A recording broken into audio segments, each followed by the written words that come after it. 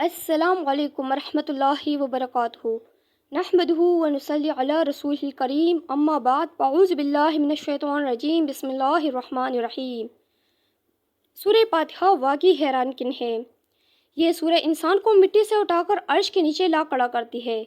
ہمیں دم سے وجود میں لانے والا، پیدا کرنے والا کون؟ الحمدللہ۔ پھر ہمیں پالنے والا کون؟ رب العالمین۔ دنیا میں ہمیں تامنے اور چلانے والا کون؟ الرحمن۔ آخرت میں ہم کس کے سہارے ہوں گے؟ الرحیم۔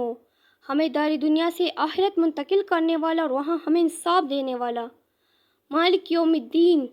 جب ہماری پیدائش سے لے کر ہمیں اگلے جہاں لے جانے والا صرف اللہ، تو بس پھر ہم اس کے بندے، اسی کے غلام۔ ایاک نعبد۔ جب غلامی اس کی اختیار کی تو اب مدد کے لیے بھی صرف اس کے سامنے جھکیں گے۔ ایاک نستعین۔ مانگو، کیا مانگتے ہو؟